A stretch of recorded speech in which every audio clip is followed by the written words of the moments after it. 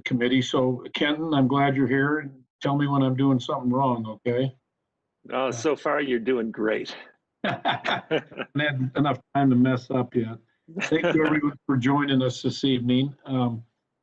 I think I have this on the right screen now where I can see everyone who's allowed to be seen.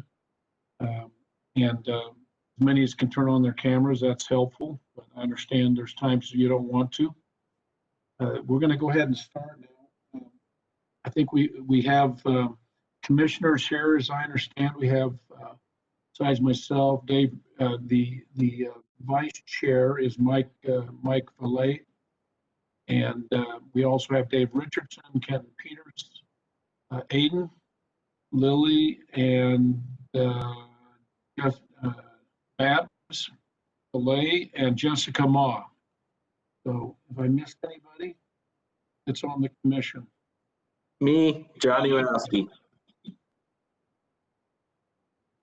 Oh, John, apologize. You even got your camera on. Thank you, John. Glad to have you here too. So we've got 7 commissioners. Or is that 8? 7 of us, so 8. So anyway, we're going to go ahead. Did everyone review the minutes? Anyone have any comments on November 5th?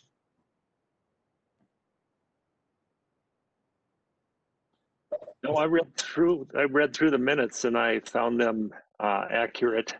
I'd be willing to make a motion to approve the minutes from November 5th. Thank you, Ken. We have a motion. Do we have a second? Richardson, second.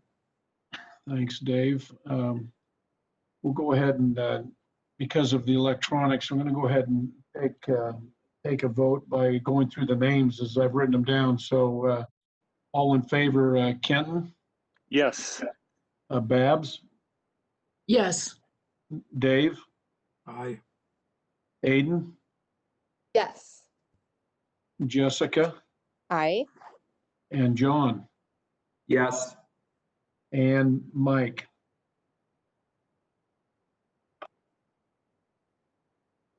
I can you- read lips. That was an aye. Yep. You were on mute, Mike, but we'll take that as a positive answer.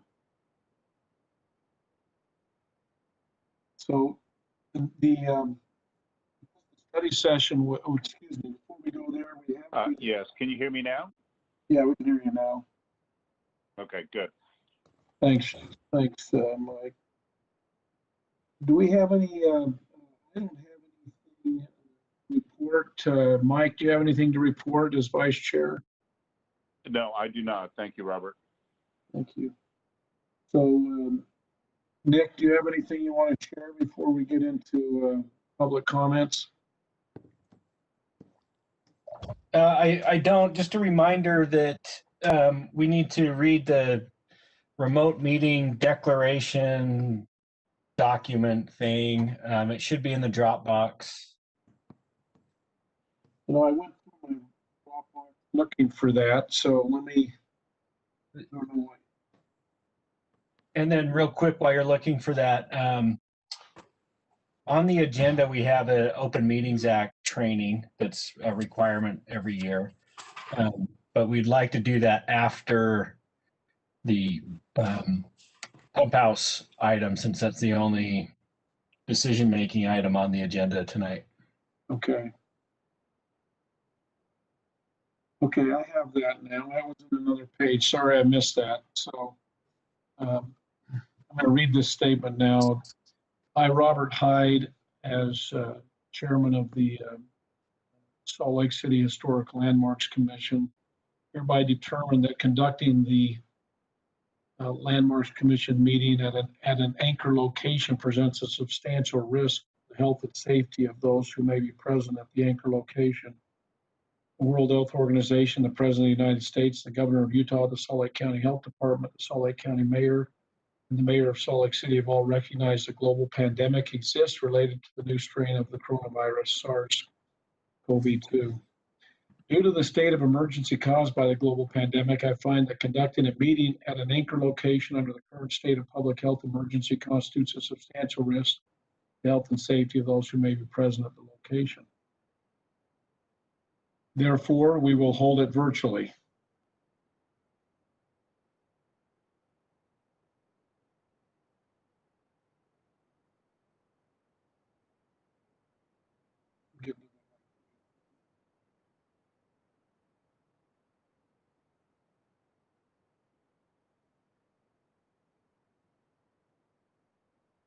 I'm going to open the meeting now to any public. Is anybody here wanting to make a public comment unrelated to any agenda item? Commissioner Hyde, this is John. Can you make sure that to speak in the camera, just or towards your microphone, because some of it's breaking up just a little bit, and we want to make sure we get you recorded and that the public can hear you. I will do that. I know that my laptop works that way, so I'll try to keep my face pointed the right way. Thank you. Is there anybody here to make public comment? No, Commissioner, I'm looking at the attendee list and I do not see anyone who has raised their hand indicating they'd like to speak. Okay, great. Thanks, John. We will go ahead then with the first item, which is the only public item at this point, which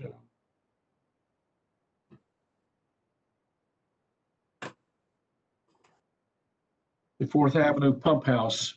Many of us have been here for more than one meeting, and we're here for another one. Kelsey, can we turn this over to you now?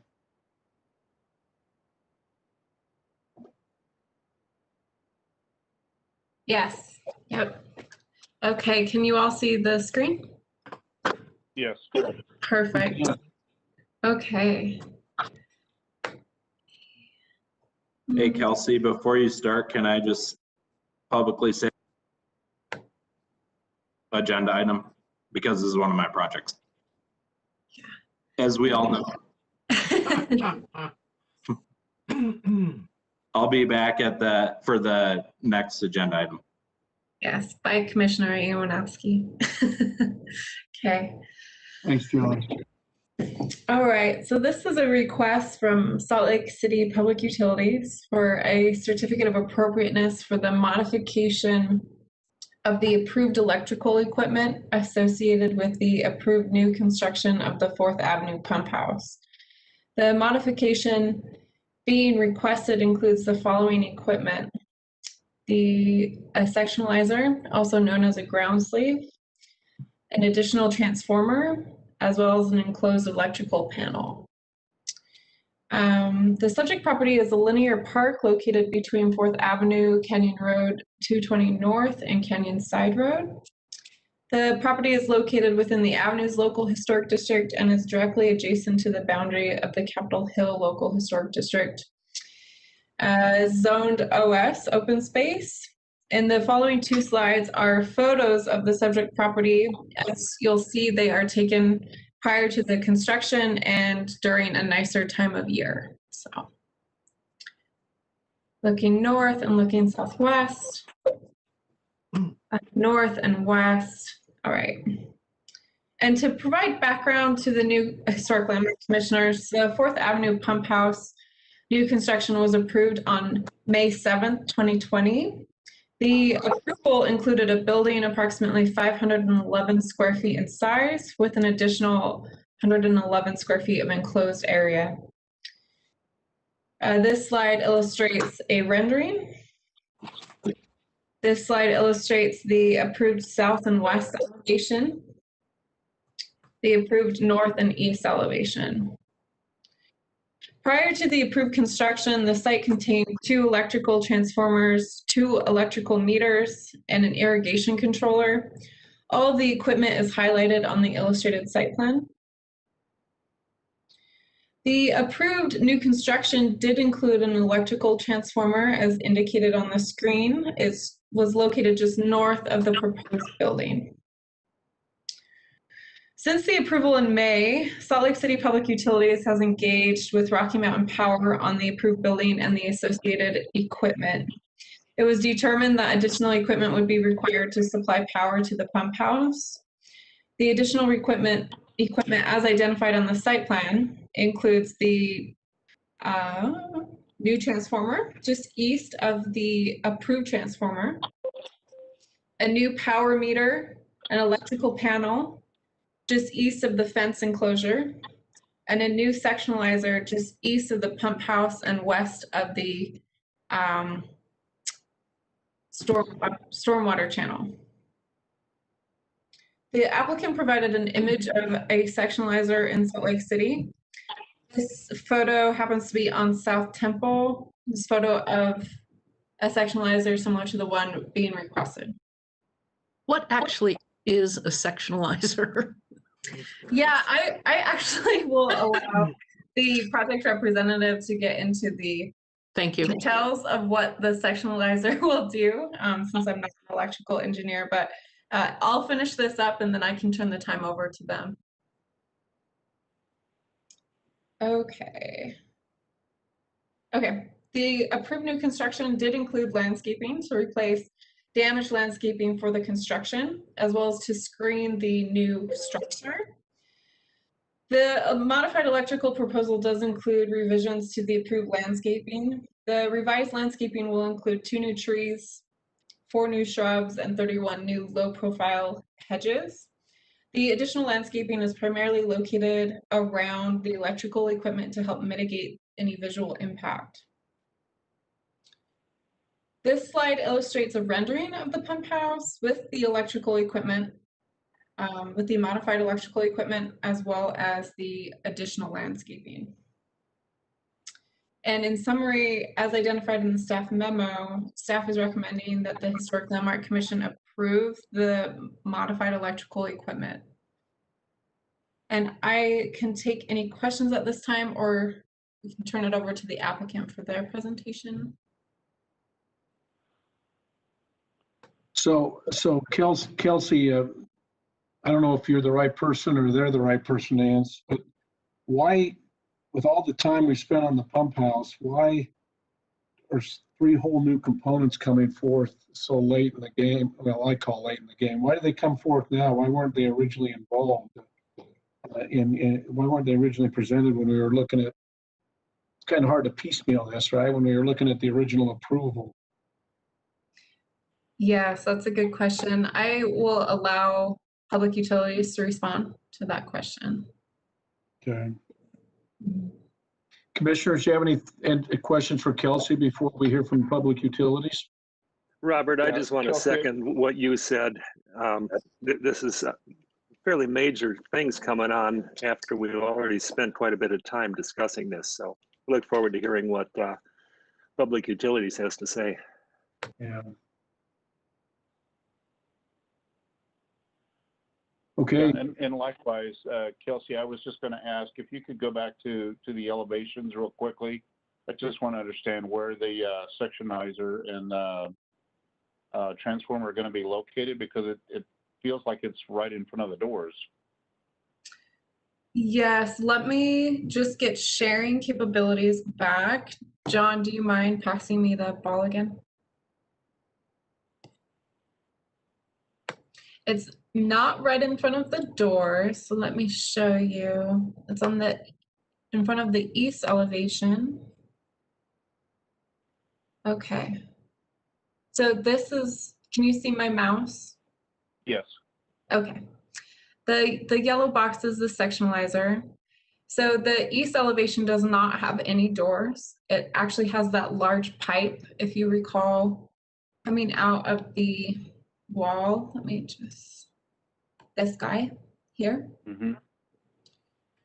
So it will be in front of that elevation, just east of it, and offset slightly, but closer to the stormwater channel. As far as the new transformer, it's not in front of the building, not in front of any of the elevations. It's in front of the approved transformer. Okay, so I think it's probably a question better for the power company folks, because I was just curious on what you're sharing right now. You know, the yellow box, the sectionalizer. I was just curious why that couldn't be moved to the left and really grouped with the power meter and the transformer and tucked a little bit further away from the face of the building. Yes, Public Utilities and Rocky Mountain Power can talk about the need for locating the sectionalizer where it's proposed. Very good.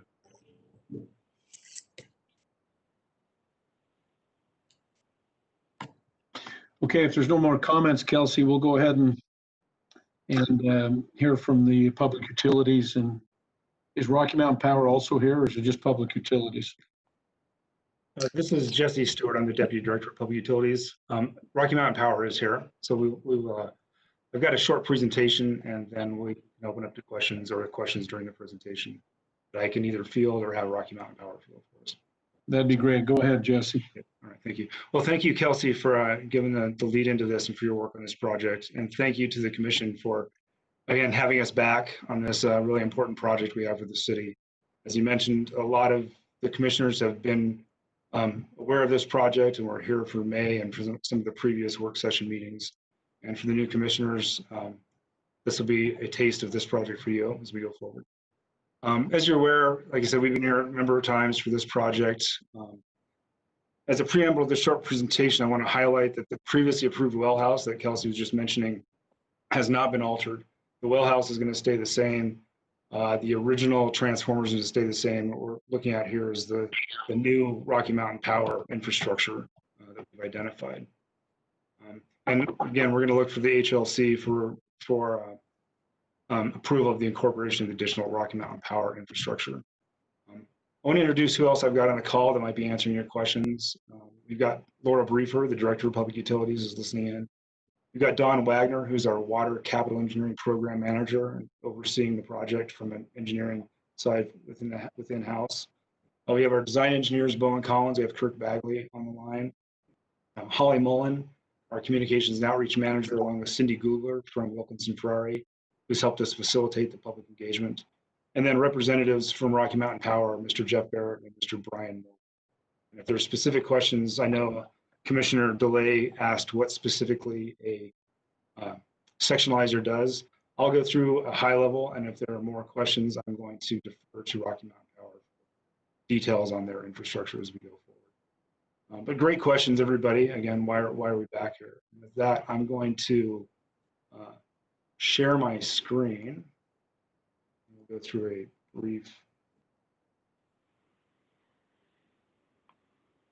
Hopefully everybody can see, I should say Public Utilities, 4th Avenue Well, Historic Landmarks Commission, December 3rd, 2020. Does everybody see that with my little hand waving in front of it? Yeah, we can see it. Okay, thank you. Before I start gabbing on, I want to make sure we're all on the same presentation here. So why are we back at the HLC? Again, May 2020, we had the application approved. That was based on the 30% design. As I mentioned, we're not planning on changing the well house, but since April 2020, we progressed with the final design through our design evolution. This included site visits and investigations with Rocky Mountain Power, some of the representatives online today. And during those, we identified a separate power meter on site for the park lights and an irrigation timer for irrigation of the park itself. And we identified that the existing high voltage buried primary power conductor is not long enough to extend from the existing transformer, which I'll show a picture of here in a minute, to the new transformer we've got. And so again, that's working in coordination with Rocky Mountain Power. We've identified these, and based on those findings, Rocky Mountain Power has proposed and will require a sectionalizer, also known as a ground sleeve. And I'll talk a bit more about what a sectionalizer is here in a moment. And an additional single phase transformer and new power meter enclosure for the park lights and irrigation. There is existing equipment on site that serves the purpose for the irrigation and lighting, but it does not meet current Rocky Mountain Power standards or codes, and that will be removed. And again, these Rocky Mountain Power site changes will not change the approved design of the actual well house itself. But to go to a lot of the questions that were asked, where this is located, hopefully my next couple slides will help answer some of those questions. This is the existing electrical equipment post the construction we've started out there. You can see the transformer tubs here. That's our well, that's the entrance to the well vault itself. Existing park lighting transformer and existing park lighting meter. So this is what it looked like previously. I'll show you some site plans here in a moment that shows what was approved in May and what we're proposing now with the new smaller transformer, with the new panel and meter, and then the new sectionalizer as we go forward. So April 2020 electrical, again, this is kind of stepping back in time. This was what was approved. Kelsey showed this in her presentation. This plans for this transformer have not changed. That's still going to be the transformer that powers the well, the pump in the well and the well house. Located north of the building is Rocky Mountain Power standard forest green, similar to what the image that Kelsey showed during her presentation. The new electrical components, we've got a new single-phase transformer, a new power meter for lighting and irrigation, and a new electrical panel. We'll do the sectionalizer on the next slide. So that's going to be the new transformers here, tucked in between the original transformer and some landscaping. We've got the new power meter and electrical panel here, kind of tucked in again to the north. North on this image is to your left, so this is the east of the well house we're doing. And I believe one of the commissioners asked why the sectionalizer can't be moved over, and that's a question I can answer here and reinforce on one of the next slides. Actually, I'm just going to move to the next slide here. Actually, I'll leave it here because this has a better overview. One reason that some of the site constraints that we have out here are, again, it's on an island park. We've got the Faux Creek here, which serves as some stormwater, but that little babbling brook is really, it's an aesthetic creek that we manipulate with boards in the pond upstream of this to keep the creek aesthetically visual in there, and nice looking little creek coming through. But really the stormwater itself in a major storm is going to go through a couple of large diameter pipes, one being here to the west of the site and one going right through the site here. And this has been a major issue as far as we kind of shoehorned all the equipment in here with the pump house itself, the transformers. We have to be between the Faux Creek, the little creek that shows there, the well house, and then this 60-inch buried line right here. So that's why it's going right in this location. And that's also on top of where the existing power lines come through. So it's going to be an easy addition, or easiest addition, right on top of those. They'll come up into the sectionalizer and then continue on. Sectionalizer. Okay, this is a similar image to what Kelsey showed on her, similar rendering. You can see here it's this rectangular structure, about 2 feet wide, about 5.5 feet tall, and about 6 feet long.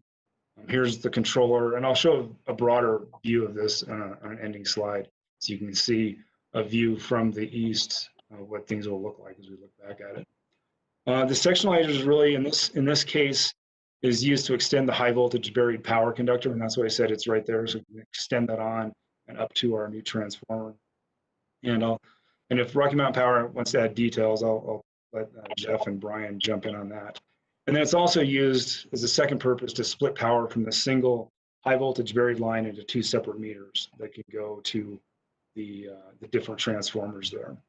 Again, it's going to be Rocky Mountain Power standard forest green. We're squeezing it between the street channel and the well building, keeping in mind there's a 60-inch stormwater line between the two. And this location meets Rocky Mountain Power's needs for safety and clearances. And then we've included additional landscaping to help mask not only the sectionalizer itself, but the transformer and the meter and power there. Here's the site plans. So again, we can go over this a little bit. Single phase transformers. Again, they're going to be shrouded by the original transformer, the well building, and additional landscaping, and then by the rock wall here and some of the other well building, the pipe coming out, and things like that for both those. The sectionalizer will be shrouded somewhat by landscaping, by the building, and by the bridge, but it will be more visible from the east. And I will go back to the rendering that shows it from the east. But although it is visible from the east, it will be backdropped by the larger new well house we're constructing. Here's the April 2020 landscaping plan, and we've got the revised modified landscaping plan to incorporate the 3 new Rocky Mountain Power pieces of infrastructure, the smaller transformer, the panel and meter, and the sectionalizer here. And that will have new trees, some shrubbery, and then kind of some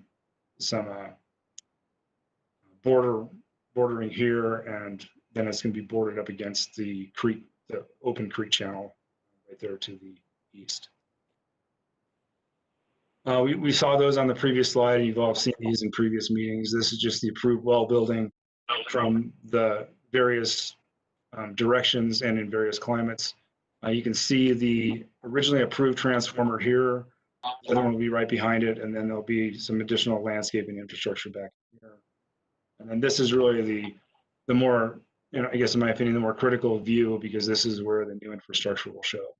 So we've got the original transformer here on the right, the smaller transformer right behind the jogger, the panel and meter here right in front of the jogger, and then this would be the sectionalizer over here, again, squeezed between the creek, the storm drain, 16-inch storm drain line, and the well vault itself. And with that, I'll open it up to questions. I might just leave it on this slide so we can see questions. And I'll either take them myself or defer them to part of my internal team or to Rocky Mountain Power as we go. Commissioners, who'd like to speak first?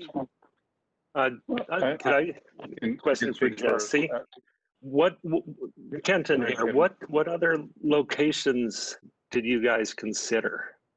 So other locations, so this line comes from a power drop about 500 feet to the south from a power line there that goes into the southern of the two island parks. And Rocky Mountain Power, I might have them answer some of those questions, but that was another option, is to put it somewhere along that.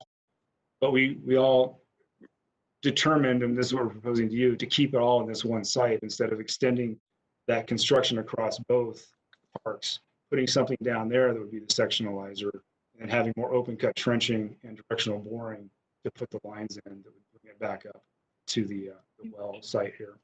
Yeah, I can understand that decision.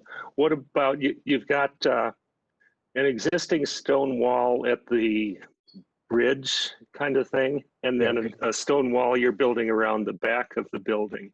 Was there any thought of trying to enclose this? Is there access off that visible side of the sectionalizer that needs clearance for RMP? I believe there are, and I would turn that question over to either Brian Millward or Jeff Barrett regarding clearances for that infrastructure. Thank you. Brian, can you speak to the doors on the various sides and where we need access from? I mean, typically on the ground around a box like this, there's a shape that you could find in our electrical service requirements, and it's a clearance that has to do with access. So Brian, could you speak to that on a sectionalizer?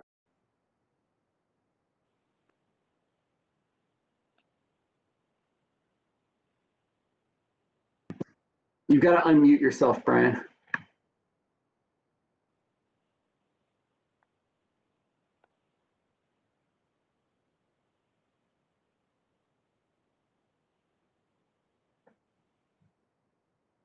Okay, sorry. I didn't realize I had to unmute it on the computer and my phone. I'm new to this one. So on the sectionalizer, there's a 10-foot clearance in the front of the door where it opens, which we're going to face towards the building, the pump house. So when we work it between the building and the pump house, there will be 10 feet there, and the guys can work it with their hot sticks, which are 8 feet long. And so 10 feet on the side or the front, and then to the sides and around the back where we don't have to work it, it's just a 3-foot working space clearance.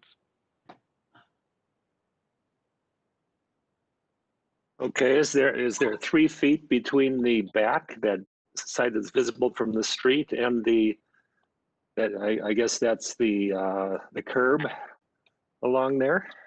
Is there a possibility of some screening along there, another stone wall? You're talking right here between the creek channel and the sectionalizer itself. Jesse, do you want me to try taking that one? Yeah, that's great. So no, there's not 3 feet there right now. There's like 2 feet on one side and 2.5 feet on the other. So from where the top of the channel is to the sectionalizer itself, we're short of 3 feet in there.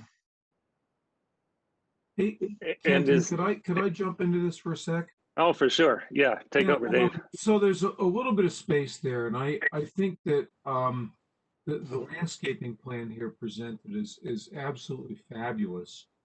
And I know that in the electrical world, we like to have 3 feet in every direction. And I'm wondering if, as a compromise, there could be some landscaping presented in that 3-foot buffer between this large green box and the faux stream channel, in that if Rocky Mountain Power needed to, in some kind of, if they need that extra 3 feet, then heck, just cut the trees down or whatever that landscaping is, and do the work they need and then replant it. Thank you. Thanks, Commissioner. I think that might be a question that Rocky Mountain Power would have to look at. I'm not sure if they could give an answer today or not, but we can definitely look into it. Mike, did you have a question? Well, I think I think part of it has been answered already, and I guess I was looking at the rendering that you have here, and I would just, if the sectionalizer could just be moved to the right a bit. I think, however, if I'm reading between the lines, that it's placed exactly where it is because it's directly over the lines underneath it. And so the connections are the shortest in that location. Is that correct? This is Jesse. That is my understanding, but I'll let Rocky Mountain Power add to that. There's also the further we go this way, I think we're going to run into that 60-inch storm drain also. But I'll let Rocky Mountain Power talk about the location in line with the existing power lines. Yeah, so one of the reasons, this is Brian again, one of the reasons they put it where it's at is one, it is right over the top of the lines, which it helps us be able to pull back the wire and terminate in there, because we do need quite a bit of wire to terminate in that sectionalizer. And so what they'll have to do is take the wire that goes from that point to the existing transformer, they'll have to expose it and pull it back. If we start moving it too far, we don't have enough wire to terminate.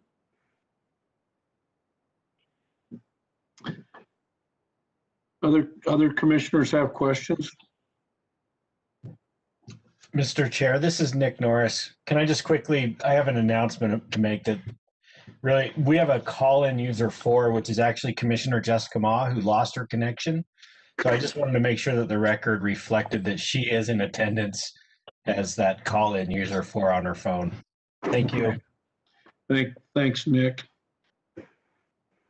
So I have 2 questions that'll show that I'm not an engineer. Why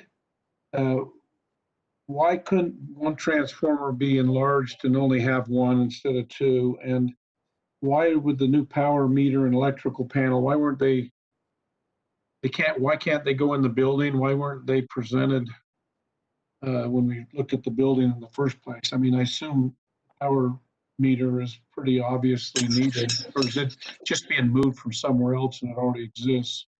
But why couldn't it go in the building? So those are my 2 questions for you engineers. And I guess this is Jesse again. I would defer those to Rocky Mountain Power or my design engineers on that. So Jeff or Brian, do you want to take the first stab at that question? Sure, this is Brian. So the 2 transformers are required because they're 2 different voltages. You have a 3-phase 277 480 volt transformer, which is going to feed the pump house. And then you have a single phase 120 240, which is similar to what you have in most residential homes. And that will feed the street lights and the sprinkler timers. So that's why there's the requirement for 2 transformers. Why they weren't on the drawing, I'm not sure about that. I was not involved pre-June, so I'm not sure.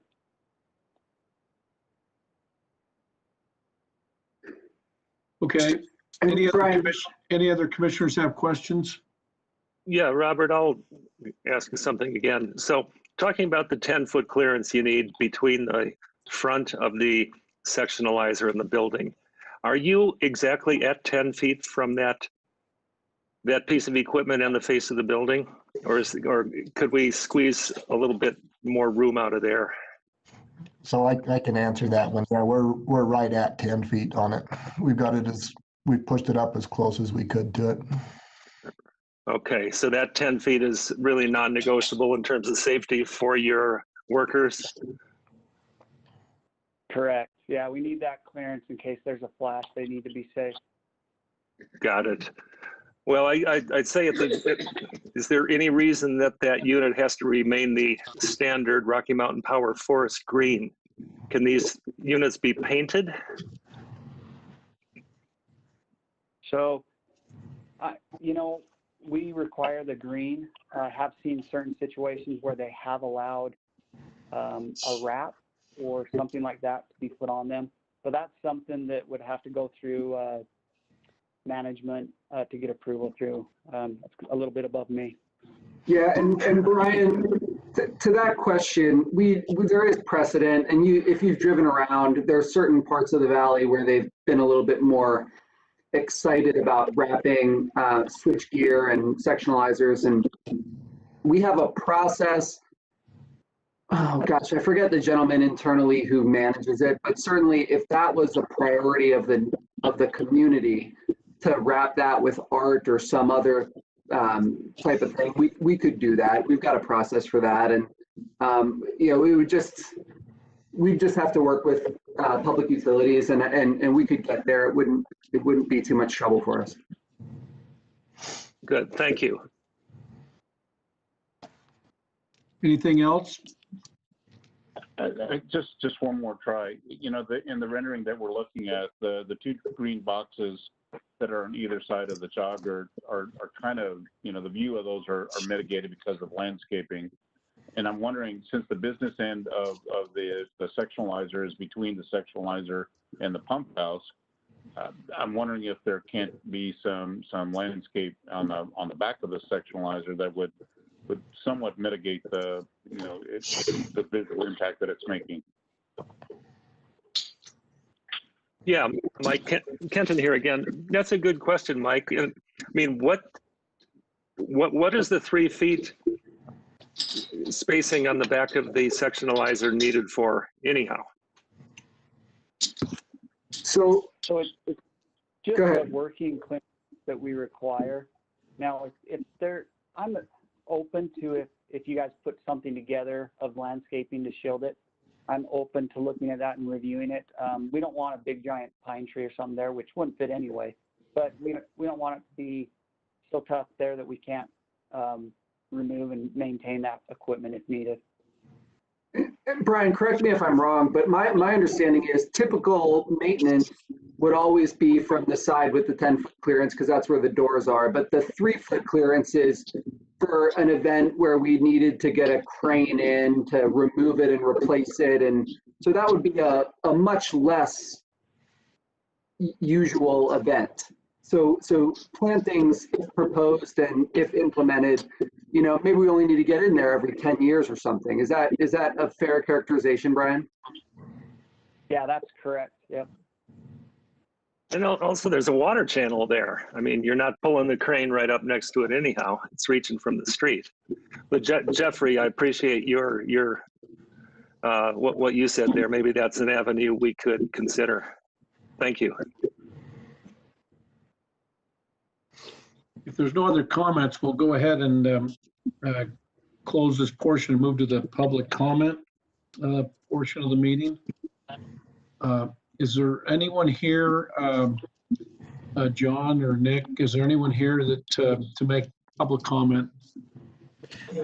Yes, we have Cindy Cromer, and I will unmute her, and she would like to share her comments. And Cindy, you have 2 minutes. Thanks. I sent some comments to the Dropbox this morning. The first one has to do with what amounts to a fairly significant change order. And I could get hypercritical here, except that I just forgot to put the laundry room in a 3-bedroom townhouse. And so I'm kind of in a glass house on that subject, so I won't say any more about it. I do think there are alternatives. I don't know what they are because this is not my area of expertise, but I think it's unfortunate that the sectionalizer wasn't considered for the South Island, which is much larger and more spacious than the cramped quarters on the North Island. I do have a great deal of experience with landscaping, and both the previous landscaping plan and this one are like alien proposals in an established landscape. So once again, the design doesn't respect the materials or the feel of what's there. What's there is an informal landscape, which Parks has tried to herd toward more riparian corridor species. I'm not seeing any identification of species. You've got to have evergreens, or I'm going to be staring at these boxes for at least half the year.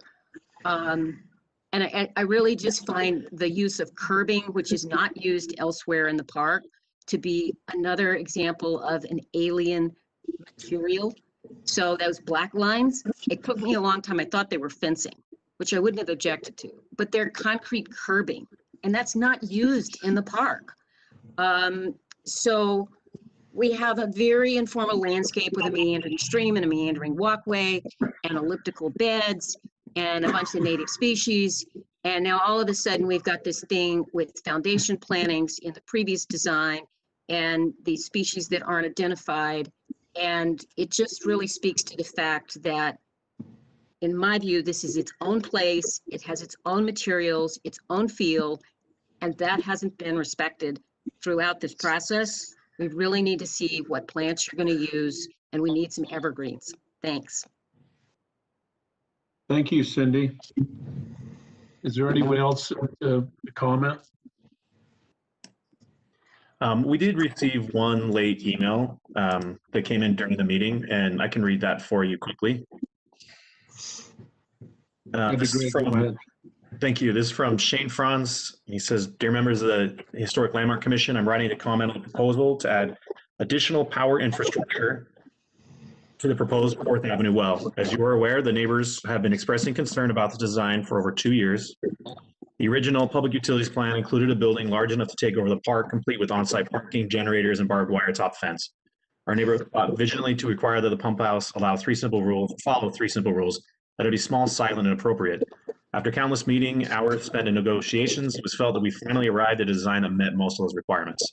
A small building design with even smaller rear cobblestone fence enclosure. The purpose of the cobblestone fence area was to house and obscure the ugly power infrastructure and metering. When the design was unveiled, it was found that a large power transformer was added outside of the cobblestone fence enclosure, which further encroaches on and reduces the park space.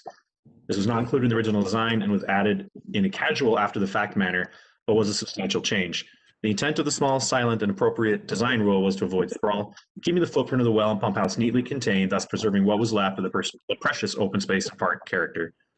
I'm frustrated to see that the design team discovered now, after all these countless meetings and discussions, that they forgot they needed additional large power infrastructure. This is indeed a tremendous oversight. The additions create sprawl and will be unsightly in the park.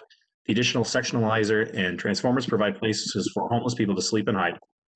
The Salt Lake City Public Utilities is asking you to accept these design changes without proof of necessity or exploration of alternatives. I've asked both as an engineer and concerned nearby property owner for schematics and diagrams and have been denied, with Public Utilities project management saying that they, quote, cannot share critical infrastructure information. Like the initial building surrounded by barbed wire fence, there was lots of room for improvement, and I suspect this is the case here. I ask you to deny this request and challenge the design team to incorporate a design that limits the power infrastructure that was originally proposed. And that was all. Thank you. Does the applicant petitioner here, does the Public Utilities want to comment on the public comments, respond to the public comments? And I hope I'm still unmuted. Can you guys hear me? Yes, you're fine. I've lost the icon that shows if I'm muted or not. So, yeah, I think with the Ms. Cromer's comments regarding landscaping, we can, and with the comments about putting something behind the sectionalizer there to the east, we can definitely look at those and review what we've got. I believe we do have a landscaping plan included, but I'll verify that. And then as far as Mr. Franz's comments, again, I think this is just part of the design evolution as we went along. We realized and coordinated more closely with Rocky Mountain Power, and this is new infrastructure that's going to be required for both the park lighting and irrigation and for the sectionalizer to bring power to the site in general. So,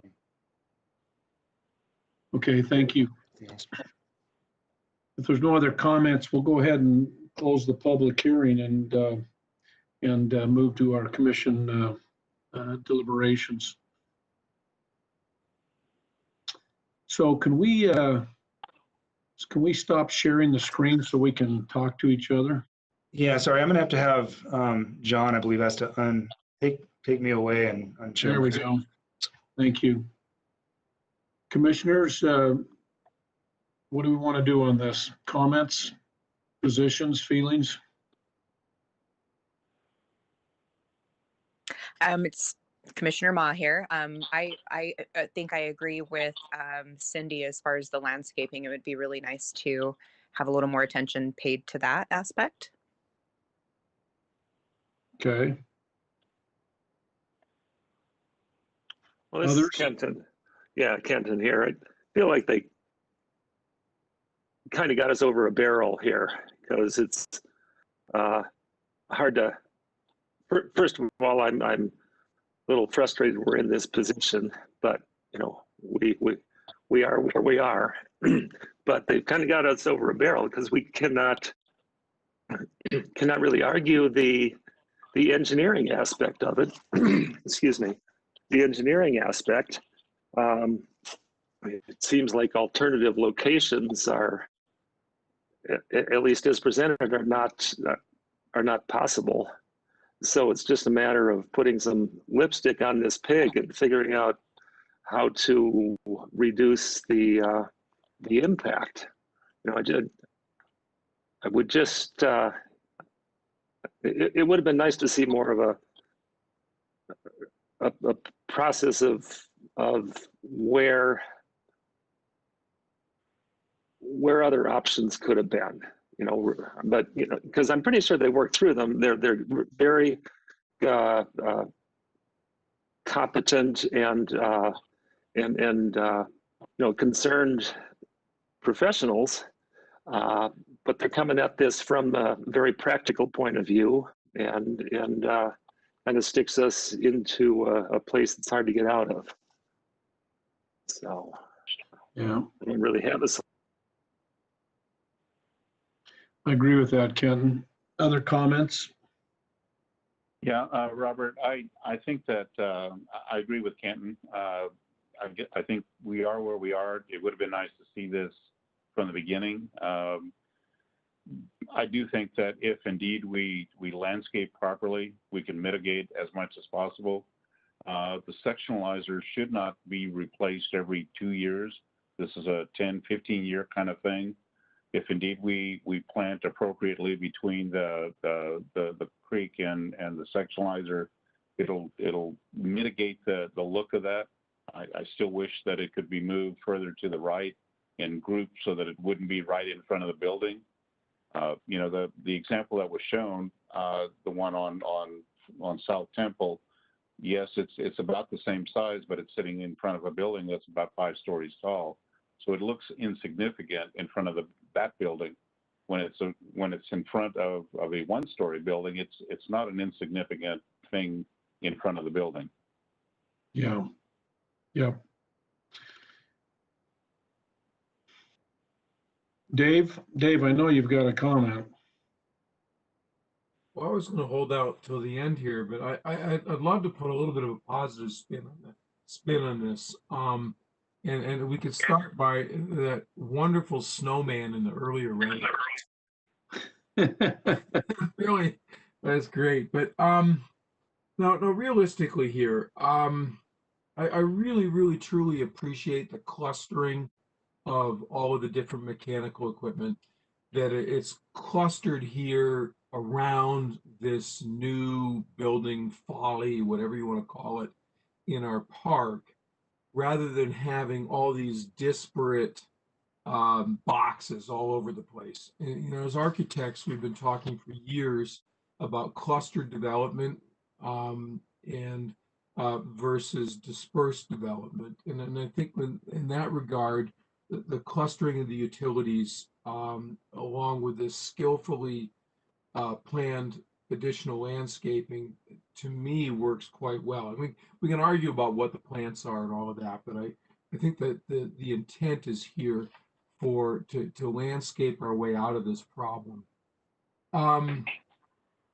Green power boxes, in my opinion, are much preferred to large rock walls. I think that a single green power box is more diminutive on the landscape than a 2-foot or 4-foot or 6-foot high wall or even fence. And to that end, in closing, I want to applaud the applicant for not fencing the area between the building and we call it the faux creek. The faux creek in itself is a barrier. And mind you, people could climb down into the creek and out of it, but they can also climb over a fence or a wall. And I think allowing the creek to be a barrier, a natural barrier, and this landscaping and all of that, in my opinion, is just wonderful. And if we can't landscape our way out of this, then maybe there's an art wrap that the Avenues Community Council changes once or twice a year. But I really that's my take on it. I think that the applicant's done a great job of accommodating these additional things, and I'm happy that they're not dispersed up and down our linear park, but they're clustered in this one location. So thanks, Robert. Thank you, Dave. Good comments. Others? Commissioners? If not, we can move. I want to say one thing.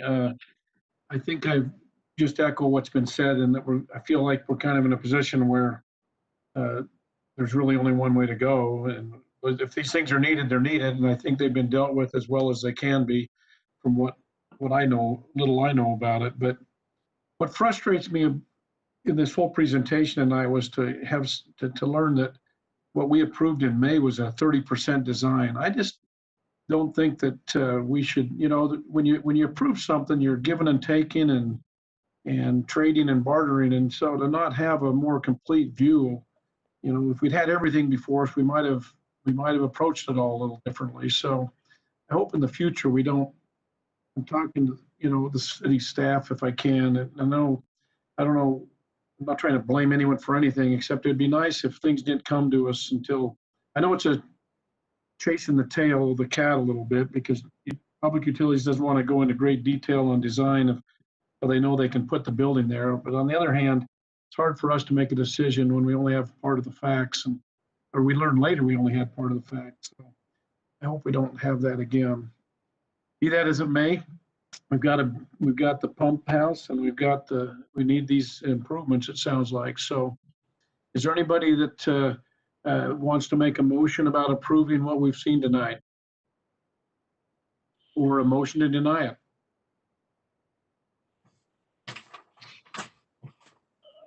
I think I can make a motion to approve.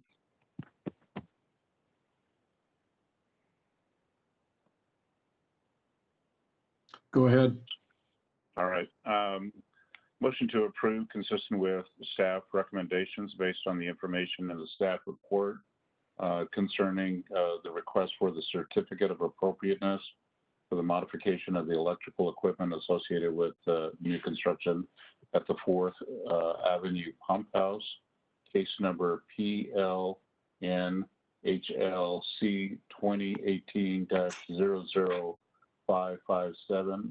I present a motion to approve with the caveat that landscaping between the Faux Creek and the sectionalizer be investigated.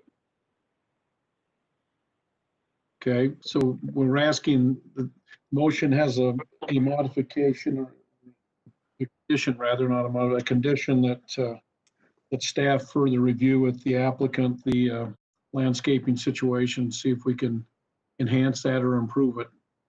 Richardson moves to second with the conditions expressed by Commissioner Vila.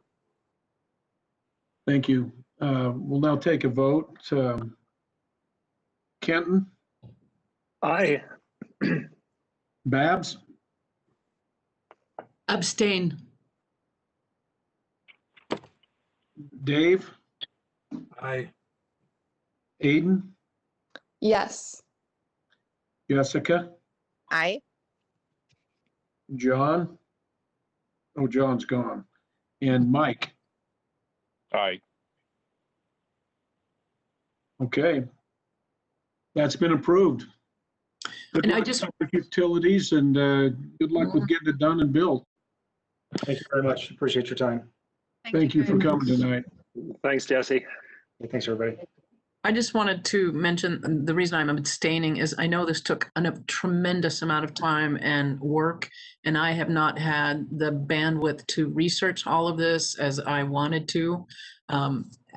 It seems positive, but there are definitely a lot of questions that I had, and it just seemed at this point in time it would be better for me to abstain. So that's all. Well, that makes sense. It's been a long path, and Yes, it has. we fortunately have a lot of us that have been here for it. So Mhm. thank you for that, Babs. Yeah, So- Babs, that's a good observation. This has been a hard one, and it's been very divisive and a challenge for the micro community in City Creek Mhm. and the surrounding communities. And your observation is spot on. Yeah, And- I've watched it come and go as well, and I've talked to many people, and it's kind of too big to even be able to make a judgment on it for me. Yeah. I think the whole process has been successful. Public Utilities has done a great job. Despite some of my concerns tonight in coming up with something that'll be appropriate there. So, I don't want utilities to go away thinking we don't appreciate the effort they've made. The process could be improved, but I think we're coming out to as good a solution as is possible with this. So, thanks to Jesse and his team as well. Mhm. I think that's right. Thank you, Kenton. Mr. Chair, this is Nick. One of the comments that you made during this was just in general about seeing things again at 30%. And this has been an issue with electrical needs for a while in the city, where people are designing buildings, they get approved, and then they go to get their building permit and they come back with they didn't include any space for their transformers and utility needs. And so they try to put them in the right of way. One of the things that we have been working with Rocky Mountain Power on is getting plans to them early when we first get them, so that they can make sure that they have an idea of what the electrical needs are going to be. And our ordinance does require them to show those on their site plans. And so we're cranking down on that quite a bit. It's making a lot of developers unhappy, but it's something that you have to do. And the public rights of way, this was not in the public right of way, but public rights of way are not for private utility needs. So just wanted to put that out there so you guys all knew that it's something we have recognized and we're working on improving. Nick Richardson here, and to that end, I think as we move away from a fossil fuel driven economy to more reliance on the electrical grid, that we're going to see more of that. And this is wise for planning to start to address that up front. So thank you. Thank you. Thank you, Nick. That's good input. And I didn't want to put a wet blanket on anything. I just feel frustrated when I know that 30% design means different things, but it's still, and I suspect you don't always know where they're really at in terms of percentage, but we appreciate you doing that, because it is frustrating to have seen that tonight. But all in all, like everyone said, we've been through the tough stuff with the public, and I think we'll end up with what we need to preserve that water well. So before we end tonight, are we supposed to be in a class for a minute? Nick, what's going on? Or John? Yep, we have Paul Nilsson who's going to do some open meetings training for you guys. Well, Paul's here for our 5-minute training meeting. He is, okay? Paul. 5 minutes? No, we're going long. Can I just tell you, I I was in the middle of a mediation. Like, we were wrapping things up as the discussion was ending here. Crazy day, mediation since 9 o'clock this morning. So I've had audio of this in one ear and So should we take with a grain of salt everything you say, Paul, or are you going to get it together? everything I say is probably going to be scrambled. I also need to say that when back when I would do these trainings before the planning commission and Babs was on the commission, she would groan every year when I'd have to give the I'm still groaning. annual training. So Babs, it's been a while. Let's bring it. Let's refresh on the Open Public Meetings Act. But we're going to groan because you have a Boston Red Sox sticker above you, and I'm a Yankees fan. Can somebody mute Babs, please? Yankees, the best team money can buy. Not this year. Here we go. That's all right, Babs. Can I get control so I can? I know we put. You already have it, Paul. Oh, awesome. I've actually never done this in WebEx, so again, bear with me. So share should be on the bottom where there's mute, start video, and then share. Right. So it's share application, right? Share content. Share my screen. Yeah. Okay. Hey. All right. I'll put this in the Dropbox. I recycle this every year. There's not a whole lot new, but we have 3 new commissioners, one of whom has been through this a few times. The other 2, who I'm guessing this is new to you. So we'll go through this. This isn't the whole Open and Public Meetings Act. You don't want to live through that. This is the highlights. This is the important stuff. First of all, it's important to know that the purpose statement in the Open and Public Meetings Act, as I've cited here, indicates that we're doing the people's business. This is the work that you're doing as commissioners and us as staff. We are engaged in doing the public's business, and the public policy is such that we should be conducting this in the open, where people can see what we're doing. And I'm sure that there are a lot of really good, bad examples in Utah and around the country of local governments that have done their work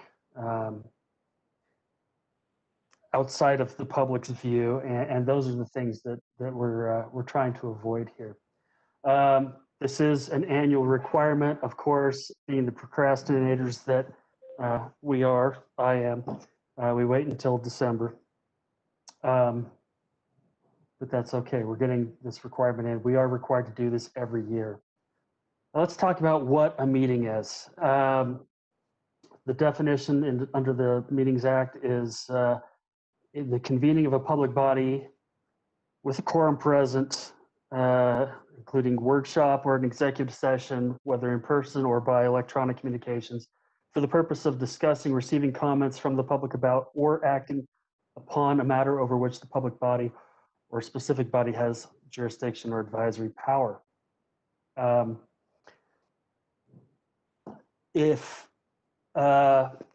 the next definition is really sort of a negative definition. It doesn't mean a chance gathering at a social meeting. So if 2 or 3 or 4 of you happen to run into each other at the library, or if you're all attending some conference, you're not there doing the things that you're supposed to be doing as a member of the Historic Landmark Commission. You're not in the meeting. If 4 or 5 of you decide you're going to get together on a Zoom call to talk about a project that's coming before the Landmark Commission in the next meeting, you're in the danger zone. You are meeting to discuss a matter over which you have jurisdiction. And my office has given the opinion that that can even include an email dialogue amongst several commissioners. So those are the things we need to avoid. If you have questions about an application and you want to talk with staff, that's perfectly fine. Commissioners one-on-one with staff or with me is not considered a meeting because you are not meeting with the quorum present, and you're not meeting amongst yourselves. Obviously, you're getting information from staff. Convening, kind of a weird definition, but it's calling the meeting together. And quorum is obviously it's a majority. We have a definition in the code. Quorum is majority, which is half plus one.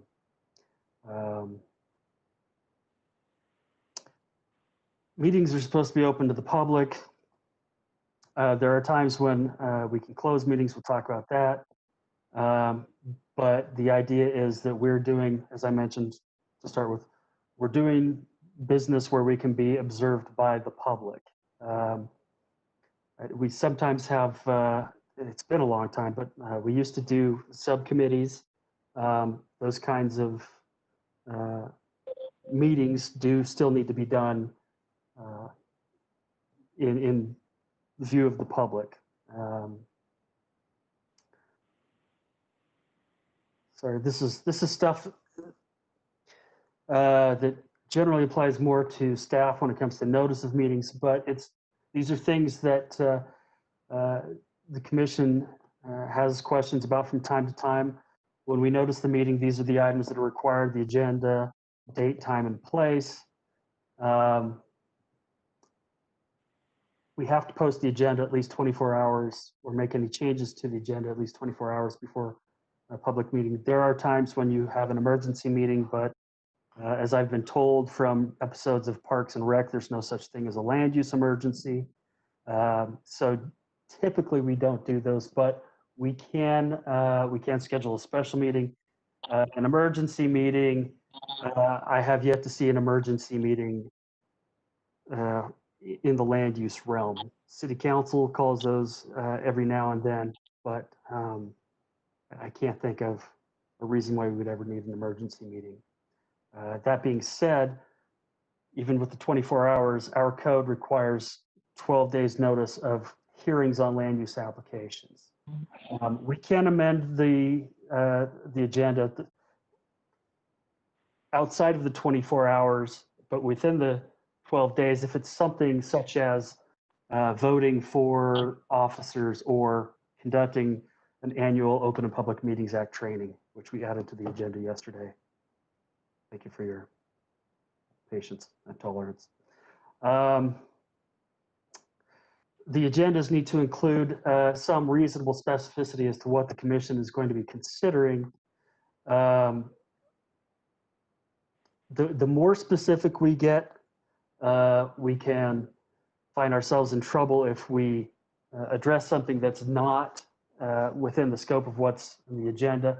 And the more general we get, we can get ourselves in trouble for not giving enough information. So it's not that hard, but we try to find that sweet spot where we give a pretty good overview of what the commission is considering, but provide enough flexibility that if there's sort of an ancillary part of that, we can have a conversation about it. You can't take final action on a topic unless it's on the agenda.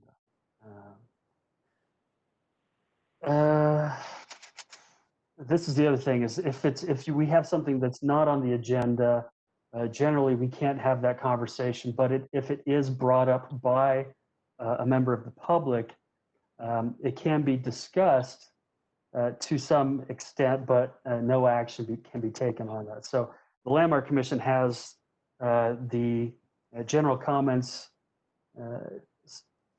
provided at the beginning of each meeting.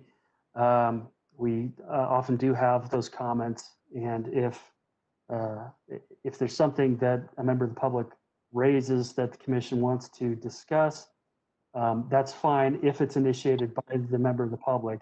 Obviously, no action can be taken on that, but can schedule a conversation for a later meeting. Meeting minutes. This is not terribly sexy stuff, but it's part of the requirements. We have to keep a fairly accurate record of what transpires in the meetings. That doesn't mean a verbatim record, but it does mean a summary of the substance of the matters that are discussed, who is in attendance, and a record by individual member of each vote that is taken. That's why we do the roll call votes, is that the Open and Public Meetings Act does require individualized voting.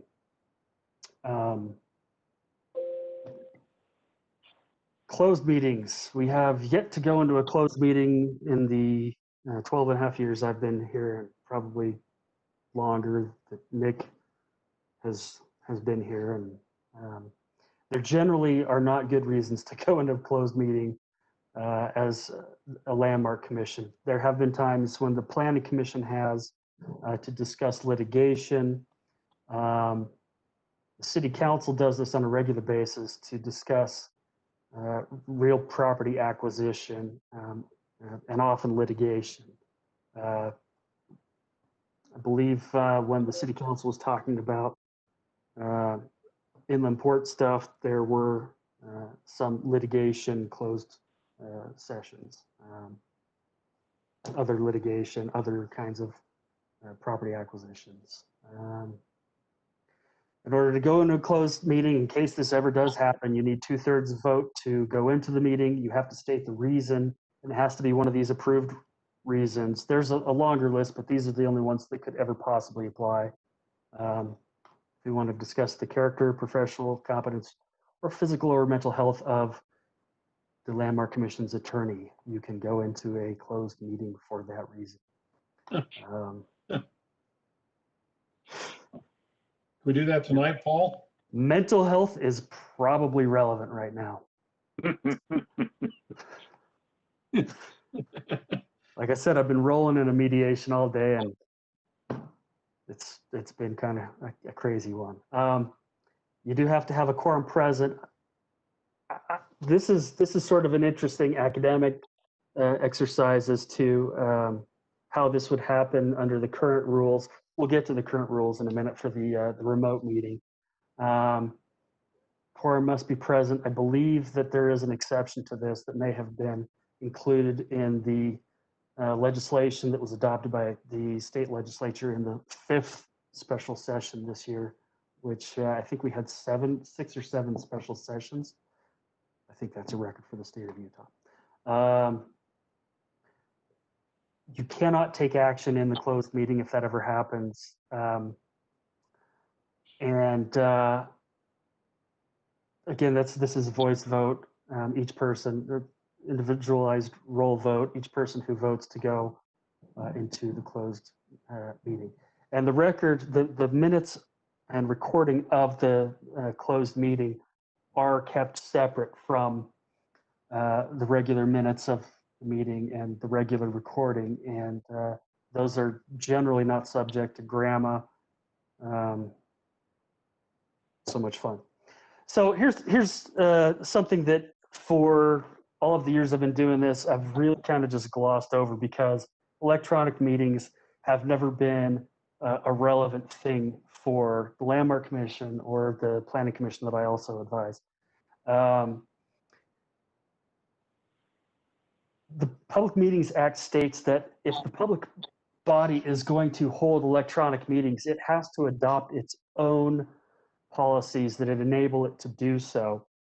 We've had this sort of academic discussion over the years about the fact that the City Council has adopted an ordinance provision that allows all of the boards and commissions to hold electronic meetings, but that doesn't necessarily mesh with the statute's requirement that the public body that is going to hold the meetings electronically adopt their own policies.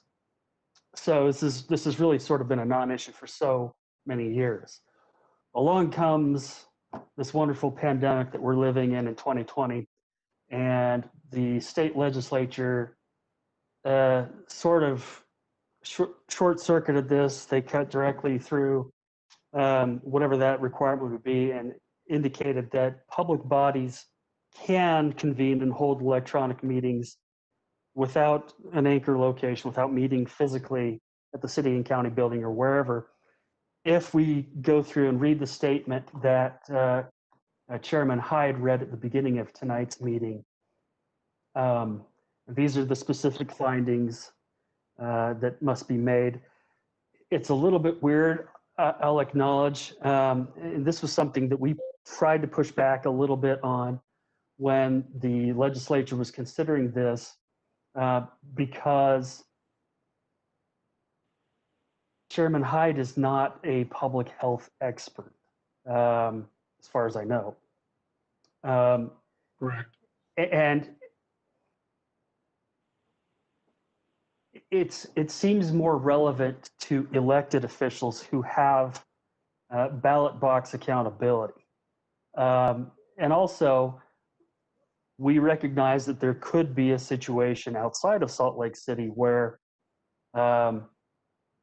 things could go off the rails with some small town boards and commissions where maybe they have different ideas about the current public health crisis. That's about as much as I'm going to say about that.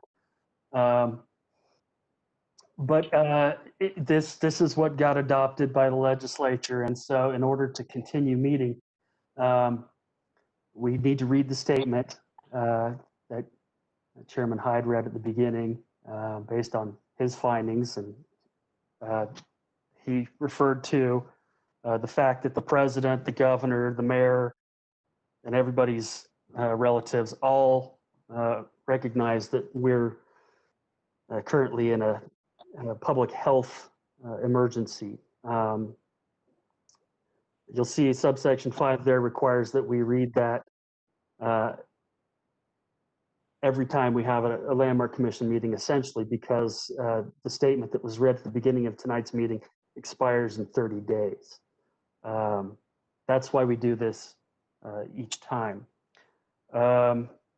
And under these new protocols, I didn't cite the language here, but the statute requires that cities, counties, public bodies provide a way for members of the public to witness the meetings, either by viewing them on video or being able to listen to audio, as well as a means of providing comments. And we do the best that we can on that. In the early days of having these meetings, I know that there were concerns raised by members of the public, and particularly with the city council, that they didn't necessarily have an opportunity to participate because of some technology or other limitations as to whether they had the means to have computer equipment and internet access. Some folks, their only means of internet access is public libraries, and at that time the libraries were closed. The law only requires that we provide an opportunity, and I hopefully we aren't excluding people. I know sometimes we have technology hiccups, but we are doing the best we can, and that's where we are. Sort of related, but this is in a different context. My standard spiel when we do this is there is this language in the code that says that it's negative language. It says a public body is not prohibited from removing a person at a meeting if they're being disruptive, essentially, which implies that we can have somebody removed from a meeting. That seems more applicable in the old days when we would meet in person. But we've seen instances of disruptions in some of our meetings. It's happened again. It seems like the city council has more fun than we do. There have been comments that have been wildly inappropriate, and to the extent that we can press the mute button, that I believe would be the equivalent of having somebody removed. We're trying not to restrict anybody's viewpoints. Certainly viewpoint discrimination is problematic under the First Amendment, but also civil discourse is important, and if somebody is being disruptive of a meeting, they begin to shed their First Amendment rights. And we have this magic technology where we actually can just press a button and don't have to listen to people saying horrible things about elected officials.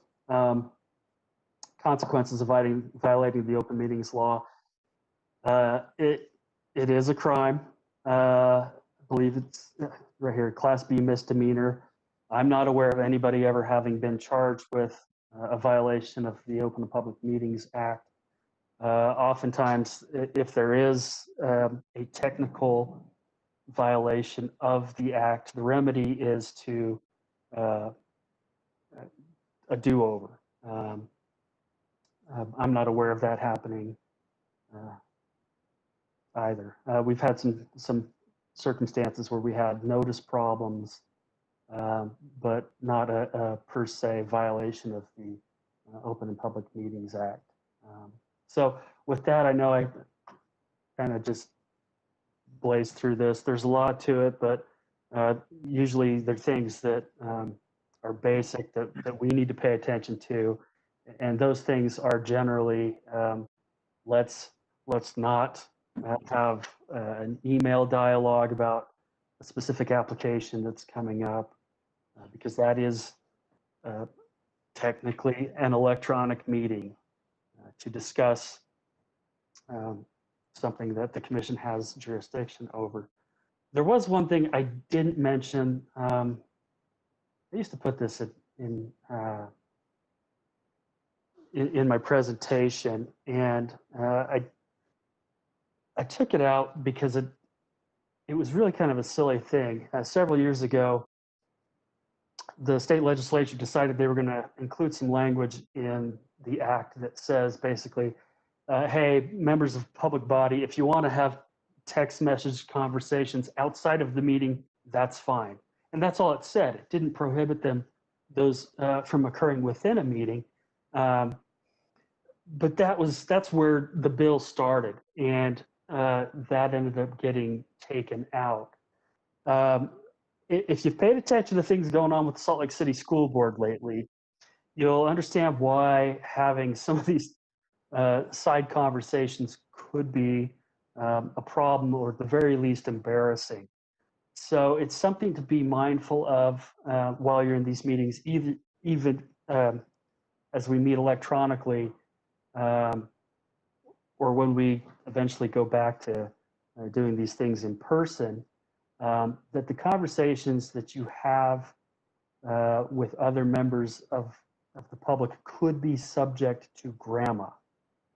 That's not necessarily within the Open and Public Meetings Act, but there was this weird thing that they put in a few years ago that says it's okay to have a text message conversation after the meeting is over. And I'm paraphrasing. That's essentially what the language said. Be mindful of those things. If somebody submits a grammar request for your text messages or emails or whatever,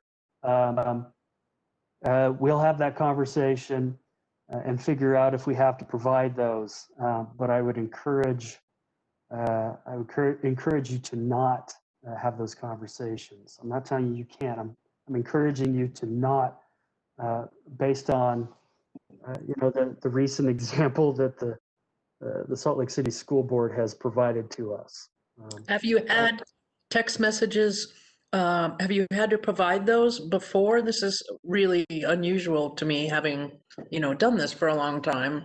And that's a little scary, I think. So have you had to face that? Sorry, my video keeps coming in and out, so that's why I'm not on the screen all the time.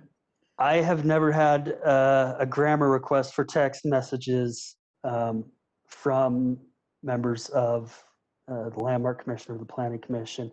We have had those as a city directed to the city council, and those have had to be provided.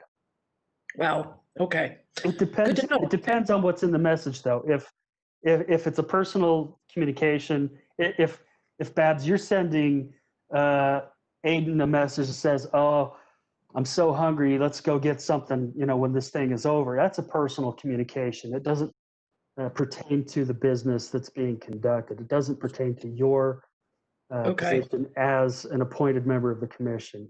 But if you're sending Kenton a text message that says, this proposed structure is really ugly and I hate the applicant and I'm going to deny this. And in your case, Babs, maybe it's Walmart. Maybe you don't. You know that. Or Chick-fil-A. I recuse myself. Some of your favorite, some of your greatest hits. Those are the kinds of things that we'd have some difficulty dealing with. So I would just encourage you to make good responsible choices on those things. Any questions about the Public Meetings Act?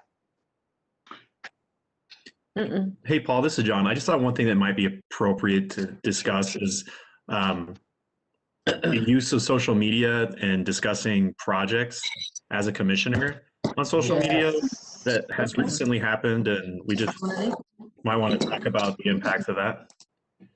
So that is closely related to the Public Meetings Act. It's not squarely within it, but I'll tell you, and Babs may remember, the Planning Commission several years ago was discussing the regional athletic complex, and we had a member of the Planning Commission post some thoughts, his opinion about it on Facebook before the matter was presented to the commission for its consideration and vote.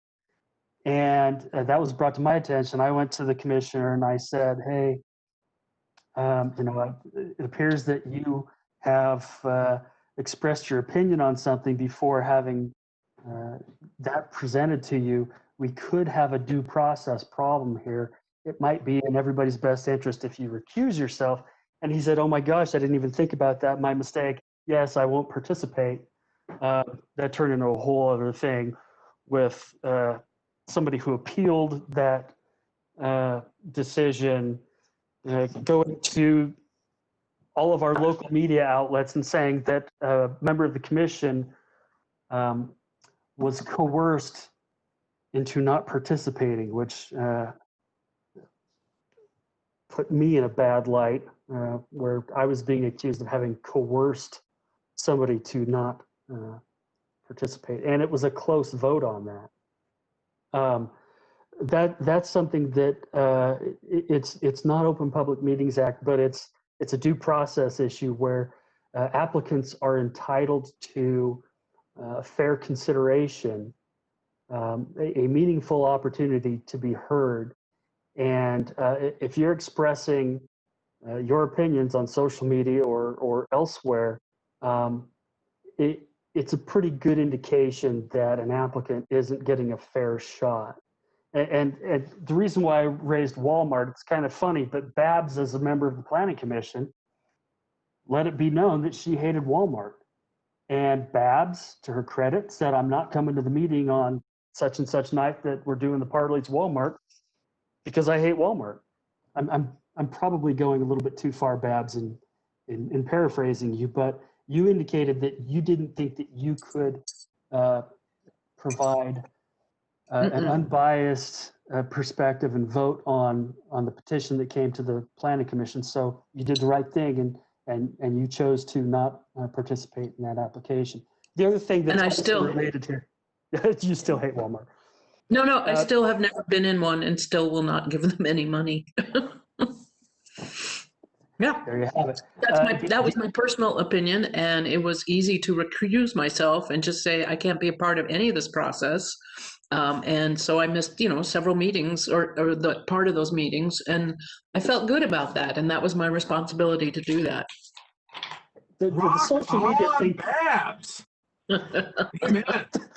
The social media thing, I guess, can implicate the Public Meetings Act if you're all friends on Facebook or whatever your preferred social media platform is, and you begin discussing these things. It's a problem. So please don't discuss those things that you have the obligation to consider as members of the commission. A related issue is ex parte communications. Your policies and procedures indicate that you should not be having what we call ex parte communications. That's fancy lawyer Latin for having a conversation with a member of the public or a conversation with the applicant about their specific proposal. Those conversations that occur outside of the arena and venue of the Landmark Commission, where we're here to discuss the public's business. These are things we've actually run into several times. Again, I think the Landmark Commission has probably been my most well-behaved group of folks to not cross that threshold. But it happens, and most of the time it's an applicant not recognizing that they have that the commission has these policies and procedures, and the applicants, because they know you from other dealings, or they're your neighbors or your friends, they reach out to you and they tell you, hey, I'm coming to the commission next month. What do you think my chances are? In those circumstances, the appropriate thing is to say, hey, you know what? I appreciate that you're going through this process and you recognize that I have a voice on that. I can't talk to you about that. I can't have this conversation with you. And then the next thing you need to do is you need to let staff know that somebody reached out to you, disclose that just in case there's any concern that the public might have that you're biased. And, that doesn't disqualify you if somebody reaches out to you. It is disqualifying if you reach out to them. And, we don't want to see that happen. So thanks for bringing that up, John. That's a good point. Any questions about this scintillating subject? All right. Thanks, Paul. Thanks, everyone, for coming tonight. We'll see you in See you next year. Good night, everyone. It's been a great year. Adjourned. Bye, all. Thanks, Happy New Year. Robert. Good work. Yeah, good Goodbye, job. Robert. Stay safe, everybody.